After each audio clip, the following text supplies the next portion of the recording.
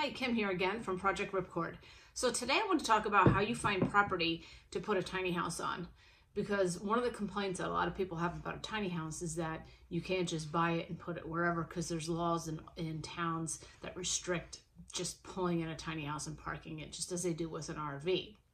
And so you've got to find basically what's called unrestricted rural property. So when we were thinking about doing this in Arizona,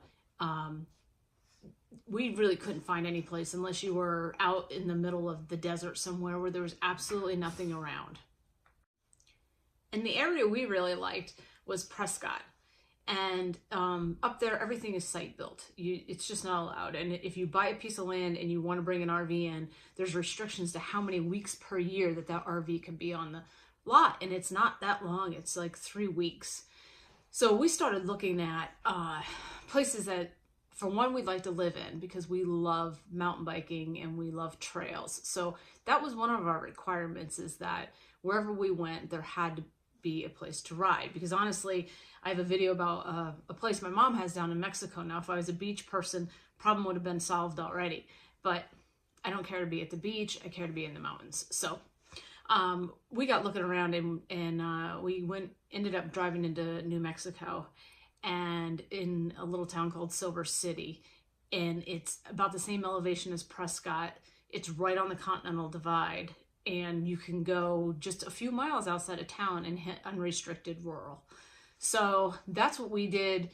And we ended up buying 4 acres over there. And I'll post some pictures at the end of the video of just, it's a beautiful area.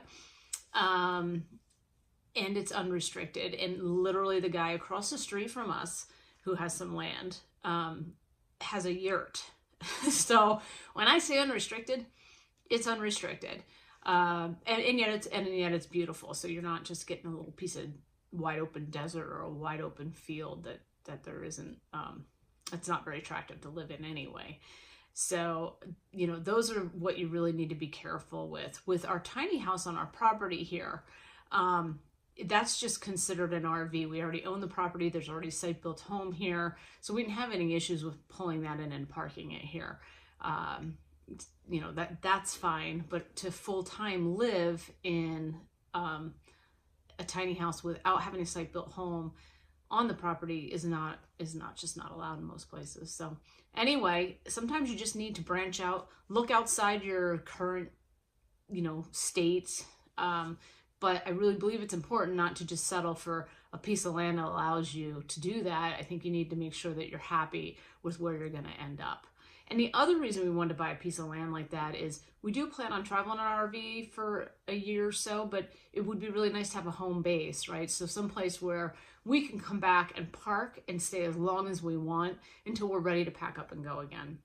So like I said, eventually maybe it'll be a tiny house that we'll put on there, or maybe in a park model, because they're a little larger, and there's some beautiful park models right now out there. If you Google or even search YouTube for park models, there's just gorgeous park models out there, and that we could put on the property too.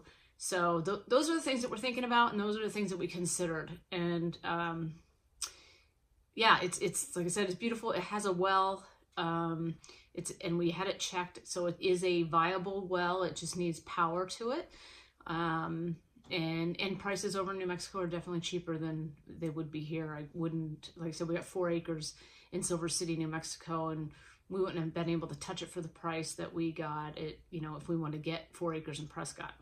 Would have never happened. So anyway, any questions about that, I'll be happy to answer it. And like I said, just some things to consider, but don't just consider the price and the land, consider like where you're really gonna live there and what it has to offer. And sometimes that's a hard thing, and sometimes you need to compromise a little bit, but the only spot we were not ready to compromise on was having trail systems. So that's what we ended up with. So I hope you enjoyed this video. I'll have more to come. Subscribe, comments, and I will talk to you again soon. Thanks.